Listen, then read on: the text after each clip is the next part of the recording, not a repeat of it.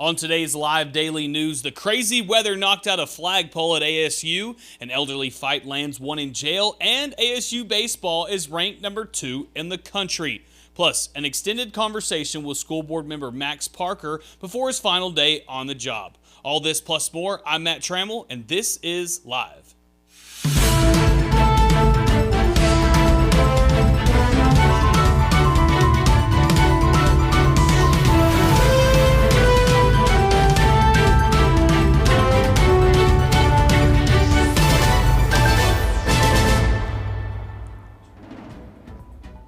But before we get to the news, situated downtown near the Concho River, the recently remodeled Clarion Inn & Suites provides an upscale, convenient location for your next business trip or meeting. All rooms are upgraded for your maximum comfort. The Clarion Inn has a full-service restaurant and bar and serves a hot and hearty breakfast every morning. The Clarion has ample meeting space for your next meeting or company get-together, and it's the only hotel in San Angelo, just steps away from the McNeese Convention Center. For business or pleasure, choose the upgraded Clarion Inn & Suites. We start the show today with news coming out of San Angelo ISD. First, and we'll get to more into it later, but tonight, longtime school board member Max Parker is retiring. Parker has been on the school board since 2005, and over the past 18 and a half years, Parker has accomplished tasks like getting through the pandemic, hiring both head football coaches Coach Crane and Coach Guevara, hiring Superintendent Dr. Deathloff, and so much more. Parker will be on the show in just a bit, so stay tuned. But on the last day, he will be doing what he loves best, and that is congratulating some of the students at SCISD. And just like Parker, the local Rotary Club did the same for both Central and Lakeview's top graduates of the year. It has been announced that the top 10 graduates at Central are Francesca Untalan, Reina Javier, Miguel Flores-Acton, Camille Lane, Patrick Smith, Creed Thompson, Jack McLaughlin, Gilbert Anikama, Paula Espinosa, and Taylor Jost. As for Lakeview, their top graduates of 2024 are valedictorian Mishka Watts, Giovanni Pablo, Christina Valdez, Bryce Medley, Victoria Enriquez, Brianna Benuelos, Alexandria Flores, Abigail Garza, Roy Bohannon Jr., and Brooke Skelton. Here at San Angelo Live, we congratulate all of the graduates this year, and of course, San Angelo ISD will hold their graduations at the Central's graduation will be at the Janelle Center Saturday, May 27th at 9 a.m., and 11:30 at the Coliseum is Lakeview's. Speaking of graduation, Angelo State University's held theirs on Saturday, and it was interrupted by a big boom. According to the Angelo State Police Department, during the second graduation, lightning struck the flagpole outside of the Janelle Center. Because of the strike, the concrete around the pole was busted, and the flag is now leaning a little bit. Of course, this was before the big storm, but man, that lightning was here all weekend, and of course, no one was hurt in that incident. Of course, the rain and going into weather, the question is, will the rain continue? Well, as of now, it's looking like we're going to be getting some isolated thunderstorms just south of us tonight. The National Weather Service has the Concho Valley at a 40% chance of rain, but it's not looking like those are going to hit in the city limits of San Angelo. As for the rest of the week, showers will be hit or miss, so stay tuned. And I know what you're thinking. I came to Live Daily News and there was no crime story. Well, I won't leave you disappointed because a fight between two men in their 60s landed one in the Tom Green County Jail. According to an arrest affidavit last Thursday, 60-year-old Brett McGill was arrested for punching and kicking a 65-year-old senior citizen. Miguel is accused of kicking the man in the head and the stomach with his boots on. Now, I know what you're thinking. How is a 65-year-old elderly? Well, Miguel was booked in the Tom Green County Detention Facility and was charged with injury to a person over the age of 65. Along with that assault charge, Miguel was charged with expired vehicle registration, and he had warrants as well. Miguel's bond was set at $35,000, and he is currently in the Tom Green County Detention Facility. And finally, this weekend in the Concho Valley, it was all about baseball. Ryan Chadwick has more on that in a second, but first, here's a quick message from Jim Bass Ford. We know you're looking for a truck. And of course, you're looking for a great deal. We've got the trucks, and we've got the deals.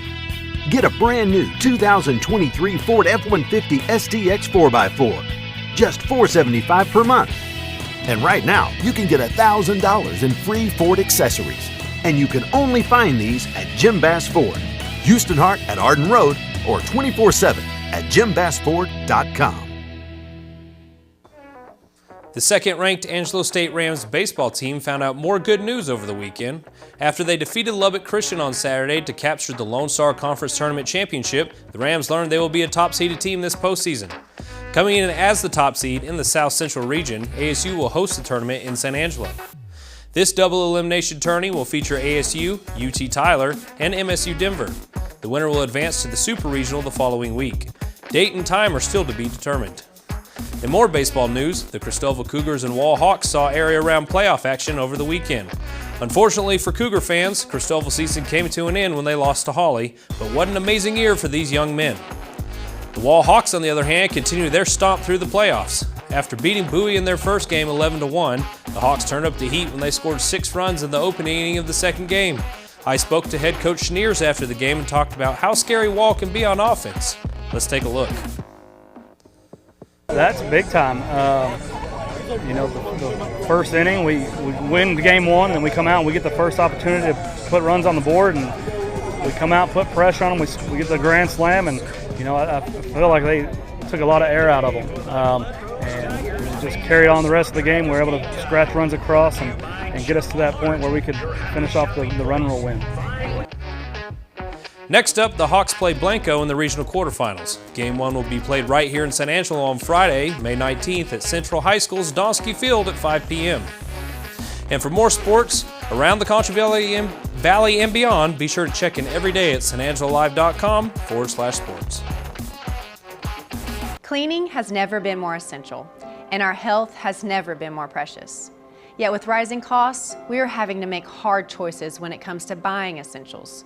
Carpet Tech wants to help you maintain a clean and healthy home and afford other essentials like fuel and groceries. So we're giving away a $250 prepaid gift card every week. Anyone who books any Carpet Tech cleaning appointment is entered to win. Even in this economy, we hope an extra $250 will make a difference. Well, good afternoon and welcome back to the show. It is a privilege to have Max Parker here. He has been a trustee on the San Angelo Independent School District Board of Trustees for a long time, and he's leaving the board, retiring. Max, thank you for coming and visiting with us today. Thank you, Yanis. Well, I'm so proud to have you here because we've known each other for a long time. Long time. And you've been on that school board for 18 years? 18 and a half. 18 and a half years. And it is to tell the truth, I served for 9 years on the school board in Cristobal, facing some of the same issues, but on a different scale. But to me, it was very satisfying. What are you taking with you from that experience? Yeah, it's been a good experience. People told me when I got on the board, and some people still do, thank you for your time. It's a thankless job. Yes. But and sometimes it is. Mm-hmm. But more times than not, it's a thankful job, and you get more people telling you thank you for your service than criticizing you for your service, and you feel like you've made a difference, and that's the reason that I got on the board, is to try to make a difference, not just for my own kids that were in school, mm-hmm. but for all the children and students at SAISD. It really is rewarding to watch those kids come up through the school and watch them graduate and go on to be successful. I don't know any better pay than that. When you're hoping they get successful. Well, that's just the start for when they graduate from high school. And then mm-hmm. As a parent, I say, your paper's only going to be graded one time, and it's pass-fail. Are they going to be contributing members of society or not? Okay. And that's a lifelong test, because things can happen and things can change along the way, and you just hope that eventually that they become a contributing member of society and doing well. So, how did you get into this business? I mean, why did you join the school board? Well, there were several factors, but the main factor, Julia Stout was on the board, mm-hmm. and she was thinking about going off, and so she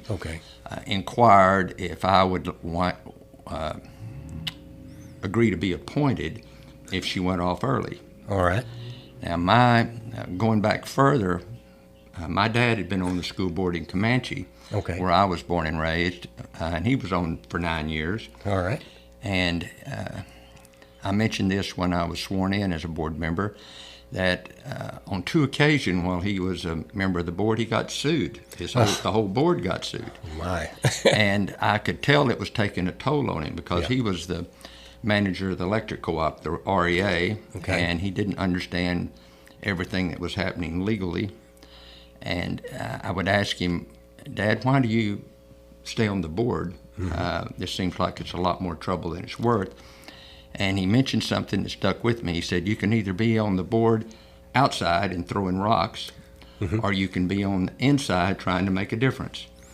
And I choose to be on the inside because I've got children in the school.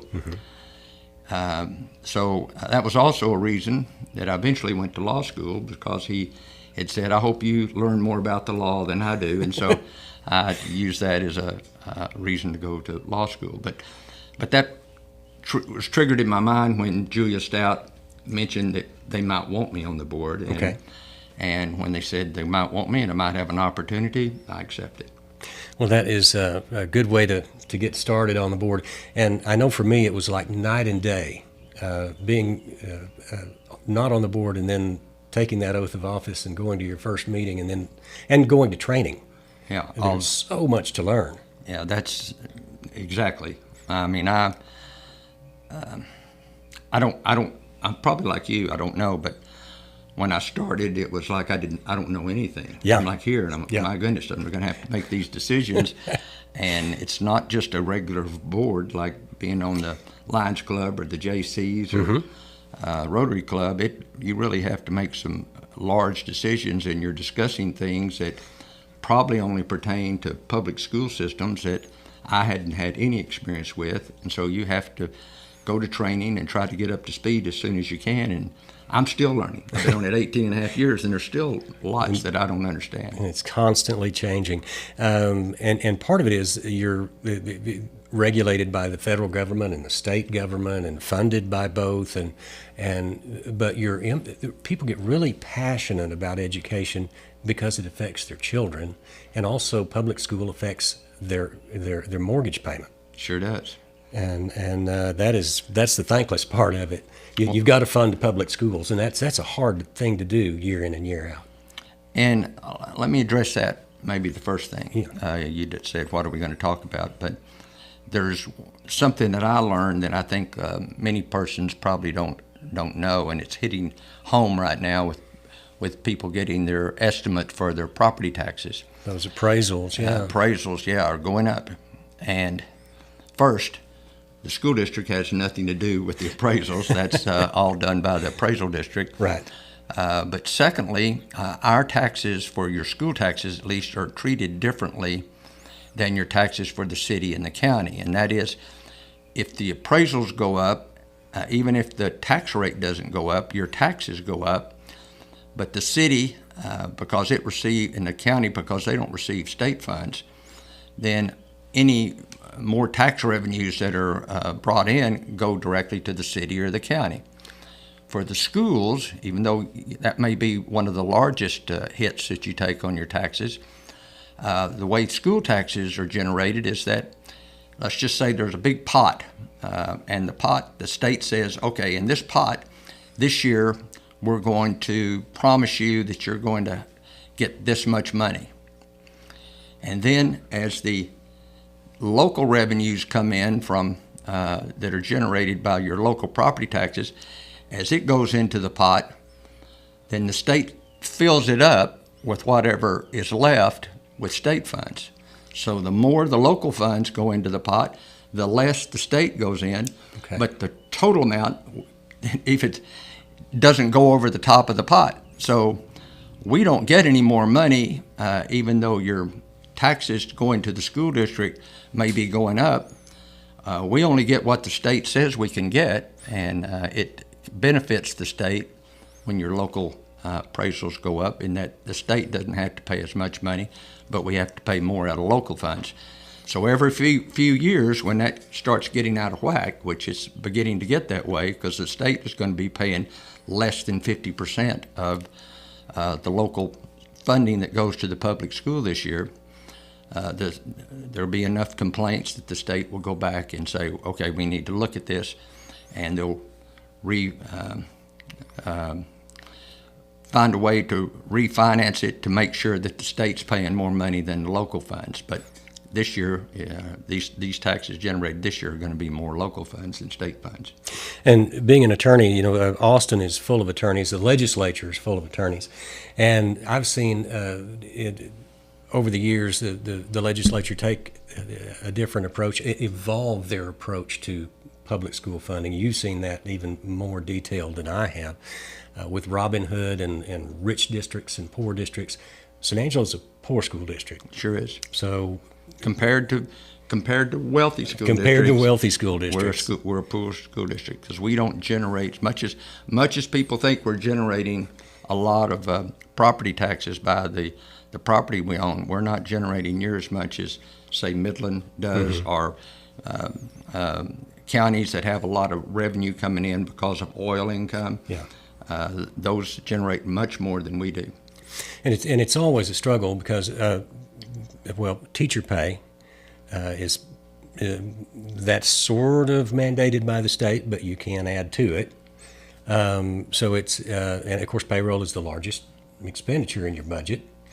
So there's so many issues, and it's so very complex, and it's changed so much.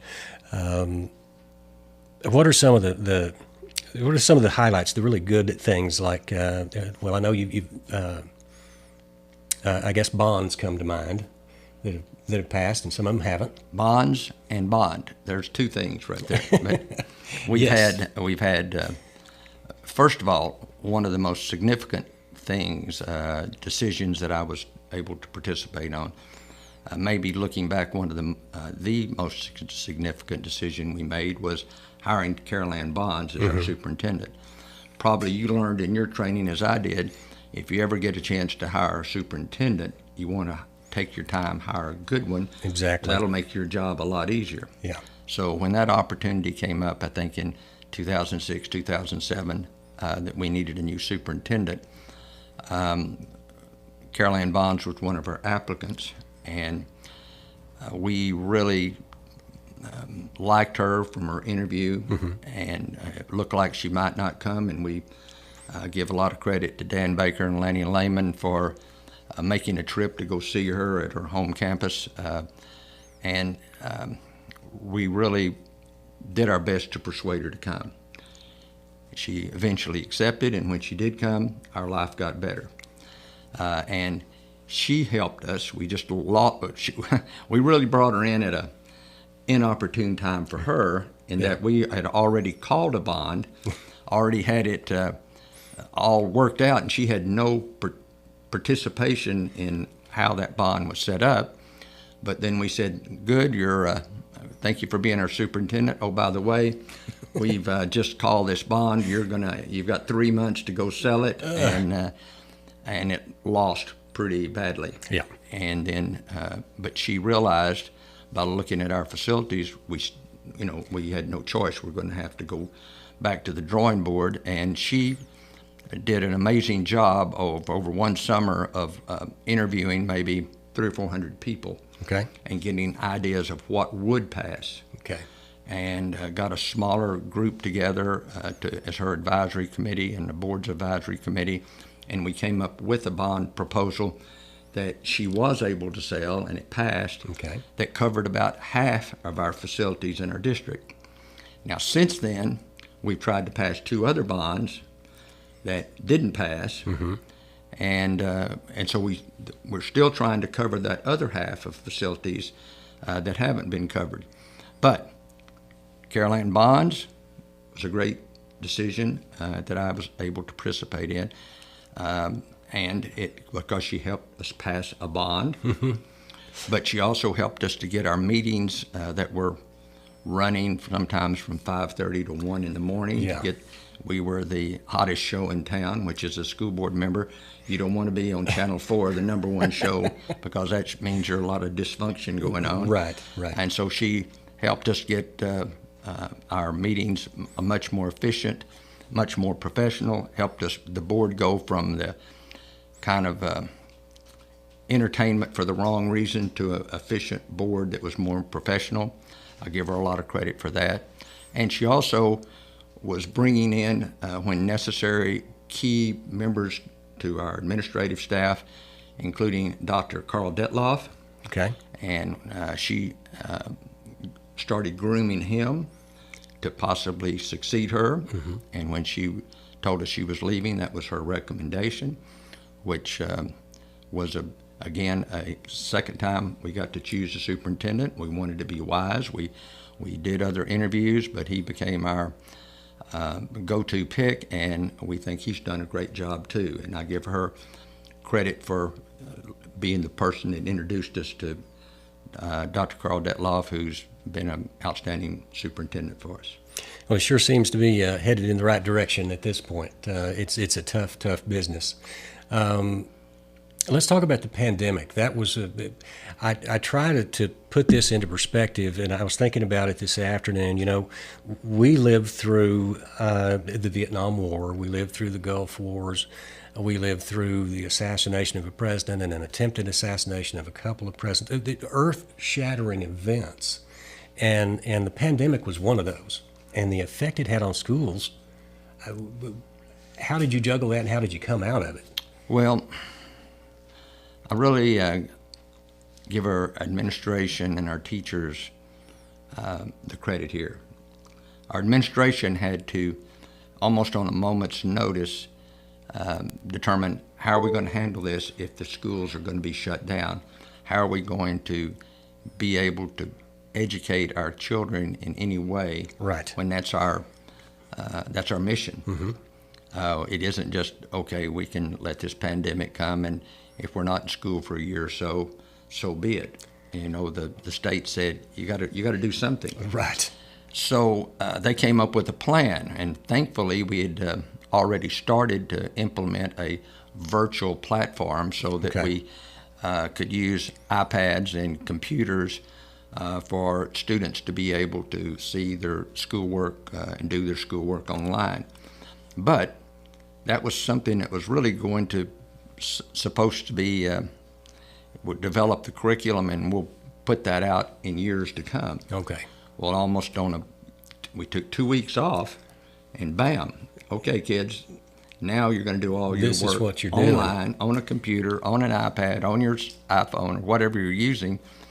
And teachers, by the way, all that curriculum that you've been using, all those illustrations you have on your wall, and all that written homework and things that you've been giving, now it's all going to be online, computers. And I think for some of the younger teachers that have grown up with utilizing their cell phones and for data and for research and so forth, they were able to adapt to that pretty quickly. Teachers that are more my age that would use the computers, every once in a while, or iPads every once in a while, it was a little more difficult for them to come up with how am I going to get my lesson plans, how am I going to grade, but they did it. Yeah. And it was, but that was very stressful on teachers, and I want to talk to you about that in a minute. But so that was like 3 or 4 months, and then the next year, we decided during the summer that we are going to go back. Kids are going to be coming to school because the ban by the governor was ended in saying that we're not going to do virtual only. Okay. So we had to decide, are we going to do part virtual and we're going to do part in class and live? And we gave parents an option because some parents, as you know, it was all across the country. Some parents were, I won't say they didn't believe there was an epidemic, but it was like, it's certainly not serious enough that our kids can't go to school in person. There were others that were still very afraid and were like, I don't want my children around any other children. I don't want them going to class.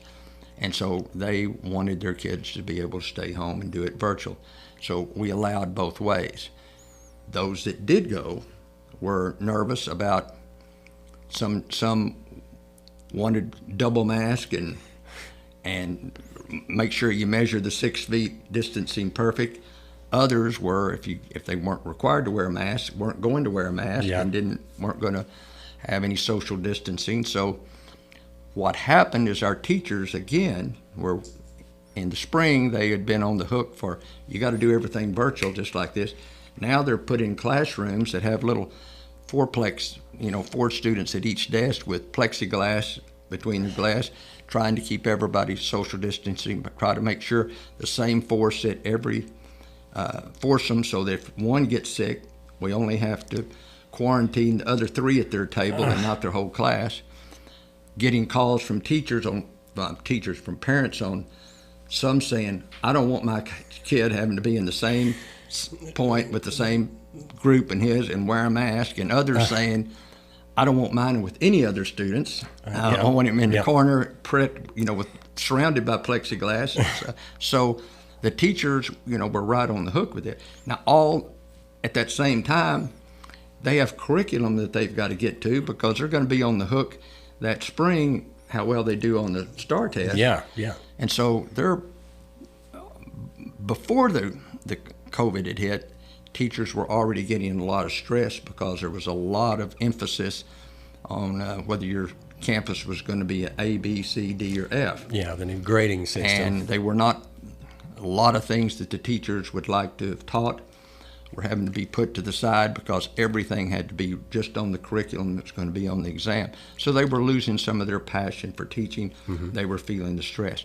The COVID made that stress level go up more. Yeah. After COVID, or after we went back to school, with masks and the social distancing, the pressure goes up even more. So as a result, and this is something we can get into that I think is going to be very critical, we've had more teachers that are leaving earlier, deciding I'm ready to retire, than we've had in the past. Now, not just San Angelo. Right. This is all over the country. So we're having this teacher shortage. And this is, in my opinion, is going to be one of the more serious problems that we're going to have for the next few years, because there's 2 parts to the teacher shortage. One, we need to retain the teachers we have. And I'm mentioning why that's becoming more difficult is because of all the stress and anxiety that was even happening before the epidemic. The second thing is recruiting teachers. There's fewer students that are going into that profession or vocation. I think in the past we might be looking between 100 and 150 new teachers every year at SAISD. Okay. Almost all of those were coming from Angelo State, and we even had the ability to pick and choose that we'll take these 2, but we might not take this one. Okay. However it might be. Now, there may not even be 50 new teachers that are going to graduate from ASU. Wow. So the question is, where are we going to find another 100? Yeah. When that's happening in all universities, is they're way down on their graduates in teaching. So we've got more that are leaving earlier and less that are coming into the profession, and that's going to make it very difficult for us to find enough teachers in the years to come to put a teacher in every classroom, a quality teacher, hopefully in every classroom for all our students. So that's you haven't phrased the question in this terms, but what most worries me, that's what most worries me. That's what keeps you up at night. I mean, we definitely have a big worry on getting better facilities for those that didn't get affected by the 2008 bond. But it's even more important that our students have quality teachers, and there's just going to be a shortage of them for a while.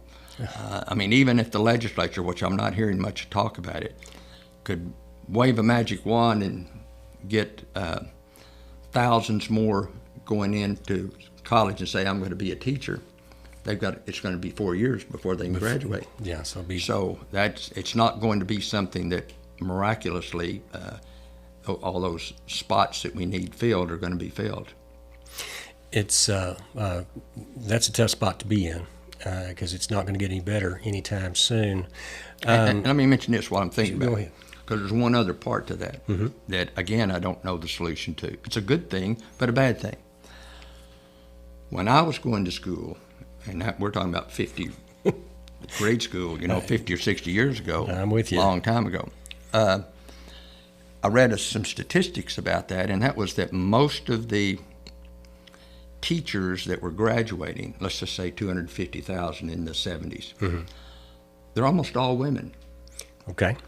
And it's not surprising because in those times, most of the women that went to college that would either be teachers or nurses. Or nurses, yep. Those were the professions that, for whatever reason, our society said that's where we expect to see ladies and where ladies knew that they could get a job.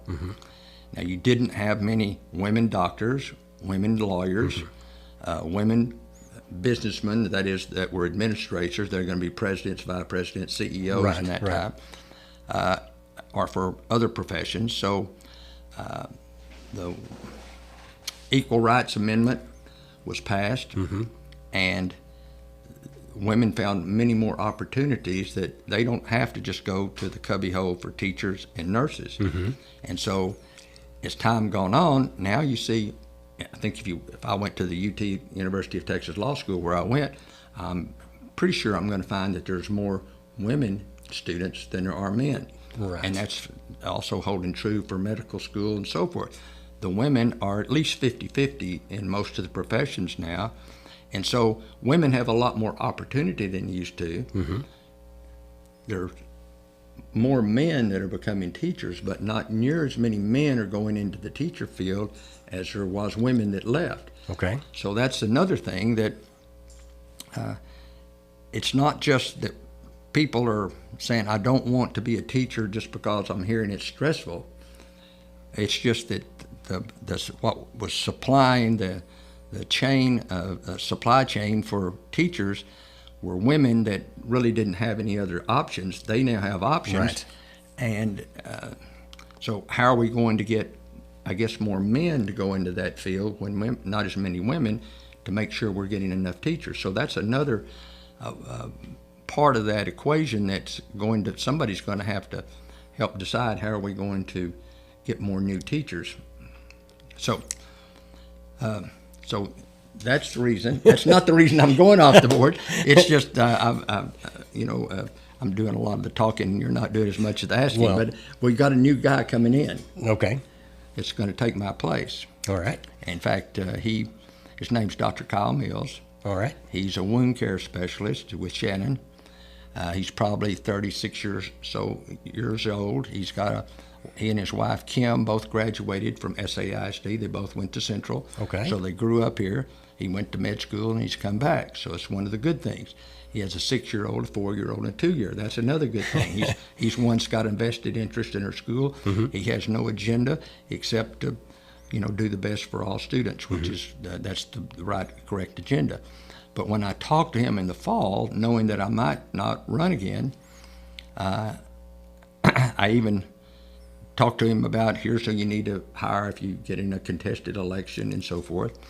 Well, some of the other board members started talking to me in January saying, Max, why don't you run? You don't have to stay the full 4 years, just stay a couple years and then we'll appoint somebody. So I went to Kyle and I said, Kyle,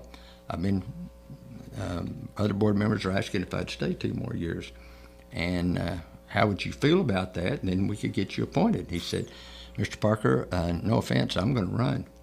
I said, even if I run? He said, even if you run. Oh. I said, well, you already got my advertising agency hired. And he said, yeah, I do. I said, well, you're going to make this decision real easy for me. I'm not going to run. So it was kind of a God thing. I was waiting. I've not had a contested election once in my 18 and a half years. I told my wife earlier in years before that I didn't want to drop out if there wasn't somebody quality to take my place. Right. And this year there's somebody going to have quality. I said all that because maybe the younger mind, he can add some diversity to our board. He'll be the youngest member of the board. and maybe he can help find some of these solutions of how we're going to find more teachers, how we're going to get these facilities upgraded, things like that, some of the things that I failed on that I'll pass on to him. There's always a challenge there, isn't there? It sure is.